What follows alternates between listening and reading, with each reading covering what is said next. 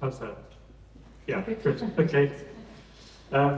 Okay, so I'm going to talk a little bit about some of that, about Manchester, but also about ZKM, but also the world in general, and really about my hope, I suppose, about how the museum might function in the world in different ways than it used to. I'm going to start with this image. This is last week. This is the village of Blatten in the Swiss Alps. And I think it resonated with me because it's part of a moment now where the polycrisis now isn't something that's happening somewhere else. Every safe haven, all the places we thought were safe, maybe even this neighbourhood here, is no longer immune or no longer protected by a golden field of comfort. And so this is really now a world situation where we have got to that is affecting every single blade of grass on the planet and beyond, actually. Yeah. Here you are. Here's a picture of constructive leadership, you might say. One of the reasons why we've got to where we are now with people like this. There's Donald. He's got his eye on Greenland there in this picture as we speak. And it occurred to me that a lot of the crises and the way we have been led in our political economy to date comes from the result of deferring power to certain people and of giving oxygen to leadership rather than oxygen to our day-to-day fellowship as humans. Here's another constructed image of leadership. This is our friend Vladimir. Watch out, he's got his eye on Denmark from his horseback. And this again is a picture, an imaginary of how we think leadership should be. And for me, also, these are the extreme cases, obviously, but it filters down even to the way we run our museums, that we look to great leaders within our museum community who we follow and who direct the program and drive the institution forward as part of this kind of capitalist machinery. So really, I've been interested in looking at, well, there must be another option. There must be another way for this to work. And a key reference point for me in all my career has been this person. This is another portrait. This is John Ruskin, who was an artist polymath of the 19th century. And John Ruskin was interesting because he spoke out against capitalism. Despite being very right-wing and problematic in many ways, he proposed ideas that were counter to the mood at the time. And I always think if we'd perhaps listened to some of ideas and gone that way instead of this way, the world probably would be different. This is the city I grew up in. This is Manchester, pit of filth in the 19th century, studied by Marx and Engels, producing the Communist Manifesto. So, you know, the world's first industrial modern city. And as such, it also realized that it needed culture to be a powerhouse industrial modern city. And in 1857, it constructed, still on record, the world's largest exhibition of paintings in the world ever. 23,000 works of art in one temporarily constructed glass and steel structure in a park in Manchester. These are photographs of the installation, halls and halls of paintings and sculpture to show the wealth and might of this industrial city. And to complement this, in the Royal Manchester Institution, the Centre for Education for the Working Classes, built in the city in 1823, they invited John Ruskin to come and give a lecture on art, because we invite the most famous art historian to come and give a lecture to show how clever you are with your culture. But John had other ideas, and he gave a 6-hour lecture split over 2 nights on political economy. And in this lecture, I will shorten the lecture to a phrase. He basically said to all the industrialists and the capitalists and the merchants, you've done it all wrong. Why the hell have you built this exhibition to show your might and power, treating art as a bauble, not thinking about art as a process in everyday life to change society? And this is essentially the book that he writes that becomes later another book called Unto This Last, which becomes the manifesto for people like the Labour Party, but also for Mahatma Gandhi's post-colonial reformation of India. but I won't go into that. I can go into that a lot, but I won't. But what's important to me is that this becomes a different way of thinking about our cultural institutions. And this is the Royal Manchester Institution, where he gave a lecture, which is now known as the Manchester Art Gallery, where I was formerly director. And I thought very much about how to introduce this different way of working with art as a process rather than objects into the system of how we make these public organisations work for the public. So one of the first projects I did was my long-term friend, collaborator, Tanya Bagheera, and we turned one of the galleries into a school of integration, which rather than teaching people who come from elsewhere how to be British, we got different cultures to teach each other about their cultures as a way of omnidirectional mutual learning that would develop relationships within the museum. This is a project which begins here. The night after the Ariana Grande concert in Manchester was bombed by a terrorist, killing 22 people and injuring hundreds. And the spontaneous memorial was created in the public square, of people offering gifts and balloons and teddy bears and so on. The museum then demonstrated its use function within the social context by creating an archive of this material, which then was taken into the museum, and not just taken in as a collection, as you would other objects, but as a usable psychotherapeutic centre for people affected by trauma, which then created an international network of similar projects who were using culture to basically think about how we process trauma in society. Equally, I took other spaces in the gallery, much to my entertainment, and that less so of the curators initially, was to say, let's stop doing exhibitions in these spaces, let's do other things. And this space, this gallery exhibition space, was turned into a child development centre, as the Shore Start Centres, as they were known in the UK, were closed down. We offered up this space for the city's centre to monitor child development from ages 0 to 5 with clinicians as part of the National Health Service. But instead of using plastic toys in a miserable room with a polystyrene ceiling, we did it in the museum with the art collection. And so, for example, this is our Landseer painting of a lion, accompanied by 4-year-olds offering us of lion food on the right. But the important thing is, in the study of this work, it proved that working in an aesthetic environment with aesthetic processes significantly transformed the development of children in kinetic and cognitive skills, but also changed the quality of the relationship between parent and child. Down the road, the other museum that I ran was this, the Whitworth Art Gallery, set up in the 19th century in a similar manner. But interestingly, I mean, it became a glamorous art institution, showing Marina Abramovich and Gerhard Richter and all the greats of the art world, you know, converting the population to the language of contemporary art, which I always find a bit problematic. So again, revisiting the history and the origins of this institution and really reimagining it as what it was originally intended for, as a site of social development, as a site of social change. And interestingly, Whitworth is not in the centre of the city, it is in the suburb to the south, called Moss Side, the place where the 1980s riots took place, where there was an uprising of the Afro-Caribbean communities against basically the oppression they were facing, and rioted in the 1980s. And at the heart of this action was a nightclub called the Reno. And after the riots, alongside other cultural infrastructure of this neighbourhood, the Reno was demolished by the city council, cleansed, and the site left empty. I became aware of a local community group who were trying to maintain their archival history of this nightclub. It was their culture centre, the place that they could meet and build relationships and bonds. And so a project began to do an archaeological dig of the nightclub.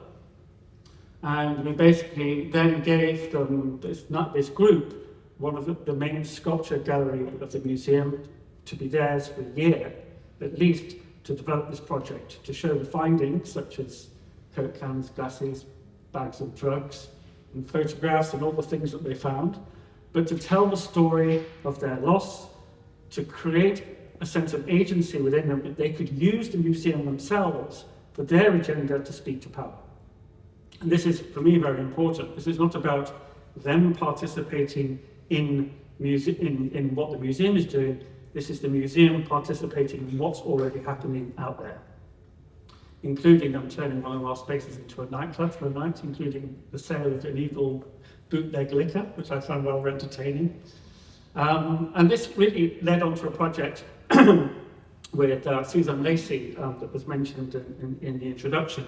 And Suzanne Lacey is a socially engaged art practitioner of the first generation, 1960s feminist practice. I've lost a connection there. Oh, there we go. And she had done, there was a retrospective of her work here at SF MoMA in San Francisco. And I was talking to Suzanne and saying, well, I want to do a show that isn't just a representation of your work, but puts your practice into practice. And so we set about creating a version of that exhibition which was creating action within the city. So the museum and this exhibition of her work catalyzes new action in the city, with the premise that what kind of city do we want to make? What kind of culture do we want to make, not as a museum, but a museum operating within a city framework? And really the question was, could we, as it says here, fix the city's problems beyond the gallery's walls? Now, works like this we exhibited. This is Oakland Projects, working with communities in Oakland, in California in the 1990s, where TV was used as a method for young people to have voice against police violence, against oppression, etc. But we then used this really as a curriculum for how we would work with young people from similar communities around us in Manchester, in Moss Side, about how they could get out of gang culture and into a place where they could have education and determination. This led to, interestingly, this is a guy called Eugene, who was someone who'd been in prison for knife crime in the Moss Side area and had come out and was now leading youth projects, and emailed Suzanne Lacey before this project happened in San Francisco saying, those Oakland Projects things you did in the 1990s, they're amazing. Could you do something like that in Manchester? So we were able to write back and say, actually, as it happens, we're doing a project with Suzanne.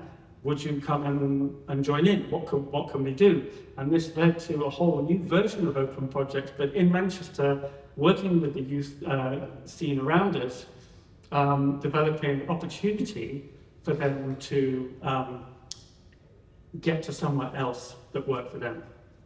And in order to fund this, incidentally, we repurposed the art collection for Whitworth in mischievous ways, such as this William Blake painting, one of our icons of the collection, which we turned into an NFT, which was then released onto the market and generated $50,000 to fund the youth projects in the city. So for me, this was like, it's like, I called it the Robin Hood NFT.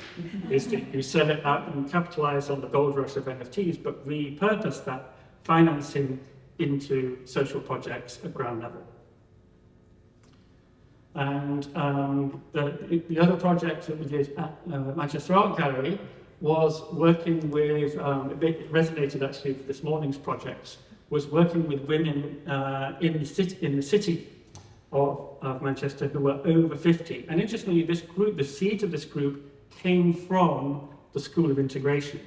So that first contact with creating this environment generated new relationships and friendships that become other projects. And this idea of what I call serendipitous programming is very much core to how I think we should work and goes against the traditions of exhibition making. But nonetheless, it started in COVID, where these groups of women started talking about their issues, their crises, mapping them out. We worked with sociologists from the universities. We formed the Uncertain Futures Group, which was really about the intersectionality of health, of class, of culture, of background. All these things come together, and the more they come together, the least chance of survival you have in the city of Manchester. And we really wanted to record this, but also with an ambition to change policy. So we turned, again, one of our exhibition spaces in the museum, using works from the collection, such as this painting work by Forge Maddox Brown, which was a political manifesto of its time, and created a recording studio in that space which would record women's experiences in the city. And this data would be accumulated to become a campaign document certified by university research that could be taken to government to change policy around life and health outcomes for women over 50, not just in Manchester, but also on a national scale. This project is still ongoing. They exhibited this project was shown in Berlin recently, and we all met up together, and they're still fighting ahead and going strong, as they are here with this nice picture of the entrance to the museum with the Rodin sculptures. So in summary, this in a way, this idea of museum transformation, though, was I sort of wrote this script just as a reminder to myself all along, based on kind of this theories of use value and usership, about what would be the necessary transformations, like a sort of ladder to guide you, or handrail to guide this change. So that really talks about forgetting about art as art, and thinking about art beyond art in the world and manifest in many different ways. Going from the autonomy of the white isolation chamber of the museum into an ecology of practice, where you are working in a museum, but the museum as an entity within the world at large. Spectatorship, and even, I would argue, participation, would be phased out in favour of users and usership, of emancipated usership, to paraphrase Jacques Rancière, who was mentioned before. Authors, the single solitary genius, could be replaced by initiators, people who start something and then hand it over or spread it out to others. We go from the world of representation, a picture of something, like here's a picture of something bad happening in the world, isn't it bad? Into the world of operation, saying there's something bad happening in the world, what can we do about it? What could we practically change? Audiences, this tradition of spectatorship, could be extended into this idea of constituencies. And I think you touched on it a little bit this morning, about this idea of kind of polyphonic, kind of multi-directional relationships, the complexity of networks that we operate in, not just, yes, you're the audience out there, and we have to get you in the museum. Collections also, interestingly, should in a way be more about relationships. And could the museum collect relationships in the same way that it collects objects? And also, the slightly more challenging one that I drive curators mad with was to say, is this era of exhibitionism over? And could we think more about modesty and being humble? And you remember, if I showed you a picture of that 1857 exhibition, exhibitions have only been around for that long. The delivery vehicle for art as the exhibition is a relatively recent thing that is complicit in the capitalist machinery. Before that, art was only ever used by people. It was not exhibited. And finally, this idea really that I want to propose is to replace leadership, or at least enhance leadership, by a sense of fellowship, that we all work together to achieve our goals and our aims. So now the challenge, after trying these ideas out in an institution that has a history of this, and you can reinvigorate this history, is one now here in Germany at ZKM, the Zentrum für Kunst und Media, which was founded at a similar time to Trapholt in 1989. And it's hard to see from this how ridiculously big it is. It's in a city of 300,000 people, but it's an institution really on a scale for the size of somewhere, yeah, like London or Paris or New York or something. And the building is a repurposed weapons factory from the First and Second World Wars. And the idea of the ZKM was really to have an institution that was focusing on the relationship between art and technology for society in a region that was proposing itself as the Silicon Valley of Germany. So the cultural institution was a willful, kind of regenerative statement to say, we are here, we are Germany, we are technology, and we know how to do it. But interestingly, it was done with a philosophical sense in the history. Incidentally, this is the previous director before me, Peter Weibel, which I think also represents a certain kind of leadership. Peter was a phenomenon. He was an Austrian artist who was a great intellectual, writer, polymath, and you can see by his office was, again, this is a constructed image of leadership. This is a constructed image of male identity and intellectualism. And this was like a famous photograph of his office. He said, I know where everything is. And there were 3 more rooms like this as well. It took a year after I started. It was still another year before all this stuff went. But he was a phenomenon. But he, in a way, he ruled ZKM like a king. And it was the right thing for the right time, you might say. And in a German context where you have these strong leaders, and he sat at the top and he just fired out ideas like this, and everybody delivered these ideas. And of course I said, well, I'm not Peter Weibel. I'm not going to do, that's not how I do things. I want to just give oxygen to other people to do the things. So this is a significant cultural transformation in the institution itself, to go from this world of, kind of the didactic into the world of the multi-directional and the open rather than the closed. And then so I dug into the founding concepts. This is the strategy paper from 1988.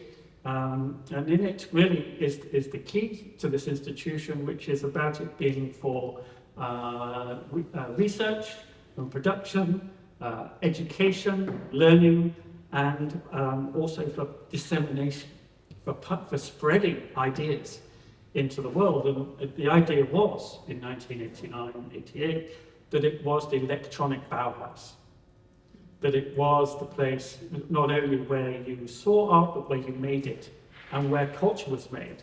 Art and technology combined for the benefit of society, just as Walter Gropius prescribed it in the 1920s, 1930s. So basically it has a series. You saw these big Lichthalle, these huge light halls. It's a series of 10 of these light halls. It's 15,000 square meters of exhibition space, and research and workshops and artist studios and electronic engineers, and there's a 12,500 work co-op collection, archives, library, performance space, music laboratories, video studios, even an art and design school buried into the building. And so really what I was interested in doing was reconnecting this Bauhaus idea, but taking it further. So the original word idea from Heinrich Klotz, first director, was the electronic Bauhaus, the Bauhaus electronic age. Peter Weibel came along in 1999 and said, no, it's the digital Bauhaus. This is the era of ones and zeros, and he really took it in that direction. But I said, okay, well, the digital age is over. In a way, this is out of date. We're beyond the world of ones and zeros. We're all digital. You don't need to go to ZKM to experience digital art. We're all doing it and making it. It's in the world. We are completely post-digital. And we're going into the world now of quantum computing and biologics. We're making computers with organic cells now. So this is not the digital age anymore. And also, we don't know what is going to happen next. A future-facing organization has to accept that we don't know. And I think one of the problems of this kind of, the kind of egotistical leadership is, I know who I am, so I don't want to criticize Peter Weibel directly, but that's part of the construct of that identity of that era, which is, I know. But I will readily admit, I'm not a technology expert. I'm not a I'm not a media art historian. I accept that I don't know. And we should all accept, be humble in our not knowing. And that should be the basis for exploring the future. Also, conscious that the world has really significantly changed in the last few years. This is some of you may know it really well. It's kind of an iconic image. It's the map of the worldwide plumbing of the internet. So these are the undersea cables that connect the internet. And you might notice that it pretty much follows the old trade routes of empire, and that's no coincidence. But what's happening now is that once the technology used to be in control of those traditional centers of power. But what's happening now is people are picking up technology, are able to pick up technology in the easiest ways imaginable. And in the spaces that used to be called the Global South or some other construct, people are picking up tools, they're picking up technology, and they're using it in their own terms and in their own ways. And so this really was the context in which to kind of understand about how we might create an operating system for an institution, but also for a way for that institution to prefigure how we might imagine the world anew in a different way. And for me, it's maybe a stupidly ambitious idea or project, but could we use our powerful institutions to influence a change in our political economy? So this started with a project. My first sort of curated statement was around this concept called Fellow Travellers, which is about we are all travelling together into the future with the same level of uncertainty, fear, not knowing, but potential to build relationships in different ways, to create a kind of neural network of knowledge that goes beyond the traditional centers of power and works in local communities, and works interlocally between different geographical contexts, but also specific places, Cali in Colombia, or maybe it's Kinshasa in the Congo, Karlsruhe in southern Germany. It could be anywhere, but we have the ability now to build a network together in a way that is radically different from the networks of power from 100 years ago, 50 years ago, 20 years ago. So Fellow Travellers basically creates initially a sort of thinking centre within the ZKM in one of the exhibition spaces, but is an exhibition that is open-ended without end. It doesn't begin and start and then we move on to the next idea. The idea is to put things together that start to talk to one another. And specifically different projects from different geographies where artists or communities are working with tools and technologies and the technosphere around us to directly change and impact the world. Not just to talk about it, not just to represent it, but to make it operational. And so an example would be, this is Zheng Wu, who's an artist from Yangjiang in southern China, who is building extraordinary gardens. This is a kind of a scene-setting presentation of what he's doing in China, where he basically is constructing these gardens that are based on the Age of Empires computer game from 1996. But these are translating this world of conquest and struggle and battle and power into a new world beyond this, beyond the digital, into a physical world where technology and nature sit harmoniously together and are connected with Earth energies. And he talks very specifically about the move from semiotics, signs and symbols, to the world of energetics, the energy flows that connect everything together. This is just part of his spectacularly huge garden, the Lao Garden, based on these ideas, where buildings are constructed specifically to grow plants, for example. You see the tower at the back there with the green column. That is the Temple of the Winds, which is specifically designed for 3 types of climbing flowering plant. And this is a way of building a universe and a way of thinking and acting in the world that is radically different from the semiotic world of capitalism. He is now, because we want an outcome for these projects, he's designing a winter garden that will be in this glass building in front of ZKM as a permanent space, as a portal between his garden, China and Karlsruhe, but also as a functional centre for basically therapeutic projects that will happen in this garden technological environment. Another case study, again, project some might know, one I've been sort of tangentially involved with for number of years now, is the Congolese Plantation Workers Art League on the old Unilever palm oil plantations in the Congo, where this group have been working to create art as an alternative. It's taking Richard Florida's model of regeneration and turning it on its head, to say if we make art and culture in one of the poorest places on the planet, what could happen? Could we regenerate this community? And so these artists are making artwork that gets sold on the international art market, and the resources go back for them to buy back land from the corporations to run their own sustainable agriculture. And there's a little side story we've been involved in this side of the project, which is where they asked to loan a sculpture from the Virginia Museum of Fine Arts of this Barlow, who was basically a dam master in the 1920s, 30s, and he was murdered by the plantation workers because he was so evil. And they made this carved effigy to ward off his evil spirit. It ended up, like these things do in America, in a museum. Then asked to borrow it. The museum said, no, we don't have the right environmental conditions. Oh no, you haven't got art handlers. All the reasons why they couldn't borrow it. So they made an NFT of this and then sold it, launched it at Basel Art Fair and sold it on the open market. And this is now continuing to raise thousands and thousands of dollars for them to buy back more land and to run their own economy back there in the DRC.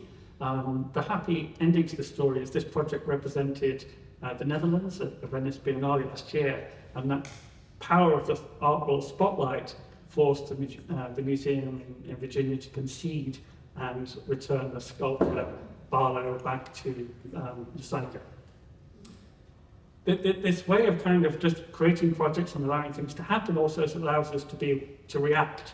And we have a long-standing program at ZKM of working with artists at risk, of hosting artists who are fleeing persecution of various kinds. And so we were able, even just a few months ago, to give a space to two artists, two Kurdish artists whose lives were literally at risk in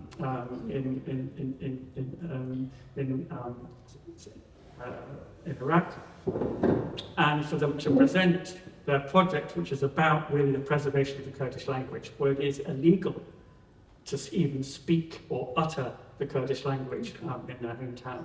And this actually then allowed us to work with the Kurdish communities in Karlsruhe as well to force some political changes around that issue. The centre of the space is what I kind of huge, I suppose, called the museum. So this is a museum that you use, and this is the space where everything comes together, where we have the meetings, the intersections between the projects to generate new ideas and to work with the people around us to make new things happen. And those new projects, which I call art utile or useful art projects, are about doing things in the city. And this is working with ecology, it's working with education, with law. Karlsruhe City of Law, so I really want to do a project with lawyers, because I think if you do projects with people who really change the world, then that's a good place to start. But also with technology. So on the right is a new project starting, which is a robot petting zoo, which is basically, it's these AI muffling robots. And we're working with the universities to study how these devices can be used in therapeutic care, but also clinical care, and how robots can be assimilated into healthcare in beneficial, positive ways. On the left is an orchard project where we are restoring these traditional common land orchards of the Baden-Württemberg region. And basically the idea in the museum is, this is an example of a meeting group where initiatives and so on come together to work out how they can work together in a city. So this is really about offering up ideas from around the world, an exchange of ideas and people and conversation that will then generate new projects out using technologies locally and internationally. These are opening next month, end of July, ecological projects from India. And then later in the year, in a way where this is going, this idea of how technology constructs our culture being laid bare, and looking at the history of computing as a way to unlock the future of how we might create a different kind of political economy. So it starts a little bit with, if you look at the center image here, this is a work we had in our collection, which is a multi-node metagame, which is a kind of a gaming engine project from about 20 years ago, which talks about the history of a phenomenon called cybersim. And now this is in our collection. It kind of wasn't working anymore. It was written on a PC software from 20 years ago, but basically our electronic restoration department restored the software and brought it back to life, and we exhibited it with fellow travellers as a starting point to talk about new or old ideas that had been lost, being reintroduced to provide an antidote to the capitalist machinery that we have around us. And CyberSyn was a project that was initiated by President Allende in Chile in 1971. And Allende was he was a socialist, and he at the time invited the British cybernetician Stafford Beer to Chile to come up with an alternative way of running the economy that was counter to what was happening in America in the capitalist North. And the idea was that using cybernetic theory, which is about creating sensory systems that respond to the environment around them and regulate. It could be a natural system, it could be the human body, it could be an economy, it could be a factory, whatever it is, you use cybernetic theory to run the operating system. You could argue that ecology itself is a kind of cybernetics, and there's a whole world of this complexity theory that goes back to the 1950s. But what they were trying to do was to create a reverse to Big Brother. This is not the chair that you saw. If you go back, so this is the control room that was created or proposed by Stafford Beer, was in Santiago. This would monitor the whole means of production of the whole country. The factories, the schools, the healthcare system, agriculture was all fed, actually at the time, by telex machines to a mainframe computer in Santiago. But this was not to control from the center. This was about the workers, the population, having access to the whole data system where they could manage the economy from the ground up. It never happened. It never worked, because the CIA didn't want a communist country to be making leaps and advances in any kind of economic form, and certainly not with the latest computers and working with people like IBM. So there's an amazing, ridiculous story of how basically the CIA shut it down. They instigated a coup in Chile. Allende was killed, and that history never manifested itself in any significant way. But talking to our colleagues at the MIM Center, the Cultural Center in Santiago, they said, "Oh my God, that's fantastic! You've restored this. You've restored this work. This is part of our archive. This is part of our national history, and it was actively suppressed through Pinochet's government and subsequent governments ever since, because people didn't want it to come out. They didn't want this alternative to the capitalist machinery to become public, to become known, to be active." So this really has now led to, again, a neural network of people, of groups, of different institutions, of artists, of researchers in universities, to look at how we might use this cybernetic theory in today's world now, when we don't have telex machines, and we don't just have single mainframe computers, but we have supercomputers. We have quantum computing, we have AI.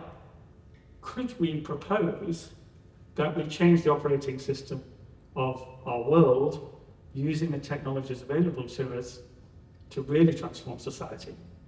To have this balance between technology and culture operating in a really significant way. And so I'm finishing with a portrait, not of a person, but of a machine. And this is the Hunter supercomputer at the Fraunhofer Institute in Stuttgart. And fortunately, we have a partnership with ZKM with the Fraunhofer, and we are able to access, now we have an agreement that we can access the use of this computer for artistic projects, as long as we publish the material that we produce. So the project now is really, as an institution, to think about how we could instigate, how we could grow an idea of an alternative political economy, which uses the history of cybernetics, that uses the history of art and technology working for society to really work for society. So that's where we are. I still don't know where it's going to go, but that is what I would call a serendipitous way of working rather than the over-planned. And just as a final note, what I found out from moving to Germany was that they're a nation of engineers, and they don't have a word for serendipity. There isn't a translation in Germany. But there is one in computer language, which is emergence. And that basically means you act on what comes out of what you do. So I'll finish there. Thank you.